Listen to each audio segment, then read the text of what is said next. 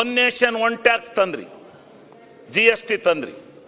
ನಮಗೆ ನೀವು GST ತಂದದ್ರಲ್ಲಿ ನಾವು ಸ್ವಾಗತ ಮಾಡಿದೆ ಅವತ್ತು.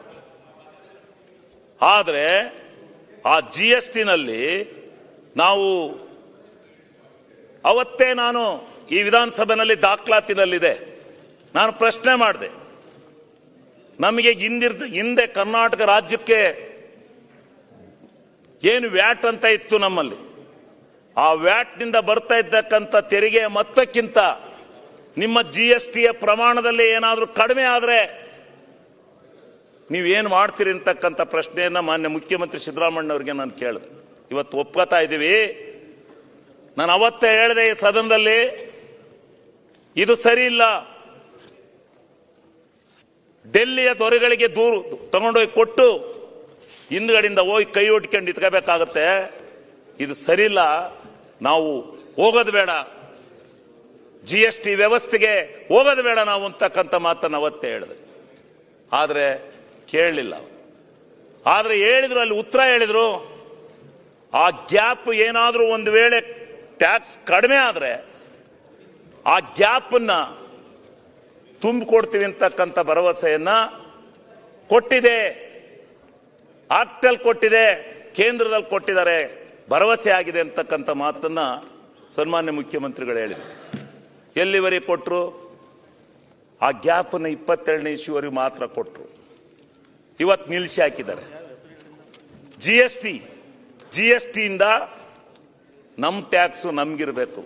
ನಮ್ಮ ರಾಜ್ಯನ ನಾವು ನಮ್ಮ ಅಭಿವೃದ್ಧಿ ಕಾರ್ಯಗಳನ್ನ ಯೋಜನೆಗಳನ್ನ ತಗೋಬೇಕಾದ್ರೆ ನಾವು ಒಳ್ಳೆ ವ್ಯವಸ್ಥೆಯನ್ನ ಮಾಡಿಕೊಂಡು ಜನರ ಹತ್ರ ಹೋಗಿ ಇಂಥ ಯೋಜನೆಯನ್ನು ತರ್ತಾ ಇದ್ದೀವಿ, ಇಂಥ ಮಹತ್ತರವಾದಂಥ ಯೋಜನೆಯನ್ನು ತರ್ತಾ ಇದ್ದೀವಿ, ಇದಕ್ಕೆ ನೀವು ಸಹಾಯ ಮಾಡಬೇಕು ಅಂತಕ್ಕಂಥ ಮಾತನ್ನ ನಾವು ಜನಗಳ ಹತ್ರ ಹೇಳ್ಕೊಂಡು ತರಬಹುದಾಯ್ತು. ಅದೊಂದಾಯ್ತು. ಇನ್ನೊಂದು ಪ್ರಶ್ನೆ ನಾನು ಅವತ್ತೇ ಕೇಳಿದೆ. ಆಯ್ತು, GST ಅವ್ರಿಗೆ 50 ನಮಗೆ 50 GST ಆಗಿ ಹೋಗುತ್ತೆ. Cess and surcharge, Sushil Kumar ಅವರೇ ಸ್ವಲ್ಪ ಕೇಳಿ ಕೇಳ್ಕತ್ತ ಎಲ್ಲ ನೀವು ಕೆಲವು ಬೇಜಾರು ಮಾಡ್ಕೋಬೇಡಿ. ನಾವು ನೀವೆಲ್ಲ ಗ್ರಾಂಟ್ ಸಿಕ್ಲಿಲ್ಲ, ಗ್ರಾಂಟ್ ಸಿಕ್ಕಲ್ಲ ಅಂದ್ರೆ ಹೆಂಗ್ ಸಿಗುತ್ತೆ ಗ್ರಾಂಟು? ಕೇಳಿ ಎಲ್ಲಿ ದಾರಿ ತಪ್ಪಿದ್ವಿ ಅಂತ. ಎಲ್ಲೋ ತಪ್ಪಿಬಿಟ್ಟು ಇಲ್ಲಿ ಕೂತ್ಕೊಂಡು ಅಸೆಂಬ್ಲಿನಲ್ಲಿ ಗುದ್ದಾಡೋದಲ್ಲ. ಸರ್ಕಾರ ನಾವಲ್ಲ, ಸರ್ಕಾರ ಅವರ ಇಚ್ಛಾಶಕ್ತಿಯನ್ನು ಮೀರಿ ಅವರು ಕೊಟ್ಟಿದಾರ ಗ್ಯಾರಂಟಿ ಅವೆಲ್ಲ ಅಲ್ಲಿ ದಾರಿ ಅಲ್ಲಿಂದ ಬರ್ದ ಇದ್ರೆ ಇಲ್ಲಿ ಸಮುದ್ರದಿಂದ ಬೀಳ್ದಲೆ ಒಳಿಂದ ಎದ್ದು ಬರಕ್ಕಲ್ಲ ದುಡ್ಡು. ಸಮುದ್ರ ಕೇಂದ್ರ ಸರ್ಕಾರ, ಸಮುದ್ರದಿಂದ ಕೇಂದ್ರ ಸರ್ಕಾರ ಈಗ ಎಲ್ಲಿಂದ ಅದೇ ವಿಚಾರ ಮಾತಾಡ್ತೀವಿ, ಗ್ಯಾರಂಟಿ ವಿಚಾರ ಮಾತಾಡುದು. ನಾನು ಗ್ಯಾರಂಟಿ ಹೇಳ್ತಾ ಇಲ್ಲ ತಡ್ರಿ, ಬರ್ತಾ ಇದೆ, ಎಲ್ಲಿ ಮೋಸ ಆಗಿದೆ ದುಡ್ಡು ಖಜಾನಿಗೆ ಅಂತ ಹೇಳಿ ಹೇಳ್ತಾ ಇದ್ದೀವಿ. ಶಿವಲಿಂಗೇಗೌಡ್ರೆ, ನಿಮ್ಮ ಪ್ರತಿಭೆಯನ್ನು ಕೇಳಕ್ಕೆ ಯಾವ ಮಂತ್ರಿಗಳು ಇಲ್ಲ, ಯಾವ ಅಧಿಕಾರಿ ಯಾರಿಲ್ಲದ ಬೇಡ, ರೆಕಾರ್ಡ್ ಆಗುತ್ತೆ ಬಿಡ್ರಿ. ಮುಂದುವರ್ಸಿ ಶಿವಲಿಂಗೇಗೌಡ್ರೆ, ಯಾರದ್ದು ಹೆಸರು ಹೇಳಕ್ ಹೋಗ್ಬೇಡಿ, ಮುಂದುವರ್ಸ್ಬಿಡಿ. ಎಲ್ಲ ಯಾರ ಹೆಸರು ಹೇಳಲ್ಲ ನಾನು. ಅವರು ಮಾತಾಡ್ತಿದ್ರಲ್ಲ ಯಾಕಪ್ಪ, ಯಾಕೆಂದ್ರೆ ಅವ್ರು ಸ್ವಲ್ಪ ಇಂಟ್ರೆಸ್ಟೆಡ್ ಆಗಿ ಕೇಳ್ತಿರ್ತಾರೆ. ಸೆಸ್ ಚಾರ್ಜ್, ಸೆಸ್ ಹಾಕೋದನ್ನ ಸೆಸ್ ಚಾರ್ಜ್ ಹಾಕೋದನ್ನ ಅದರಲ್ಲಿ ಬಂದಂತ ಭಾಗವನ್ನು ಕೂಡ ನಮಗೆ ಕೊಡಬೇಕು ಅಂತೇಳಿ ನಾನು ಅವತ್ತೇ ಕೇಳಿದೆ ಈ ಸದನದಲ್ಲಿ. ಸೆಸ್ ಅಂಡ್ ಸೆಸ್ ಚಾರ್ಜ್, ಇದರಿಂದ ಹಣನ ನೀವು ಹಾಕಿ ಇವತ್ತು ಎಲ್ಲ ಹಣನೂ GST ಮುಖಾಂತರ ಬಿಡ್ತೀರಿ.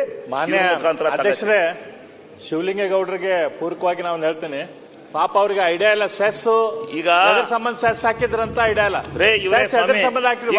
ನಾನು ಹೇಳ್ತೀನಿ ಕೇಳಿ, ಒಂದ್ ನಿಮಿಷ ಹೇಳ್ತೀನಿ, ನಿಮಗೆ ಪೂರಕವಾಗಿ ಹೇಳ್ತೇನೆ. ಅಲ್ಲ ಪೂರಕವಲ್ಲ, ನಾನು ಹೇಳ್ತೀನಿ ಕೇಳಿ. ಆ ಸೆಸ್ ನಮಗೆ ದಾರಿ ತಪ್ಪಿಸೋ ಕೆಲಸ ಮಾಡಬೇಡಿ. GST ಕಂಪೆನ್ಸೇಷನ್ಗೆ ಉತ್ಕೊಳ್ಳಿ. 2020 ಹಾಕೊಂಡು ಕ್ಲಾರಿಫಿಕೇ ಇದರಲ್ಲಿ ನೀವು ಮಾತಾಡುವಾಗ ಉತ್ತರ ಕೊಡಿ. ಶಿವಲಿಂಗೇಗೌಡರು ಇಂತ ಭಾಷಣ ಮಾಡಿದ್ರು, ಇಂತ ತಪ್ಪು ಮಾಡಿದ್ರು ಅಂತ ಹೇಳಿ ಉತ್ತರ ಕೊಡಿ. ಅಲ್ಲ ಸೆಸ್ ಸರ್ಚಾರ್ಜ್ ಕೇಂದ್ರ ಸರ್ಕಾರ ಇಟ್ಕೊಂಡಿದೆಯಲ್ವೋ, ನಮಗೆ ಪಾಪ್ ಕೊಡ್ತಾ ಇದೆಯಾ? ಕರ್ನಾಟಕ ಪಾಪ್ ಕೊಡ್ತಾ ಇದೆಯೇನ್ರಿ? ನಮ್ ಕರ್ನಾಟಕ ರಾಜ್ಯದಿಂದ ಸೆಸ್ ಚಾರ್ಜ್ ಎಷ್ಟು ಹೋಗುತ್ತೆ ಅಂತ ಗೊತ್ತೇನ್ರಿ? ಅದ್ರಲ್ಲಿ ಏನಾರ ಪಾಲೈತೇನ್ರಿ ನಿಮ್ಗೆ? ಮುಖ್ಯ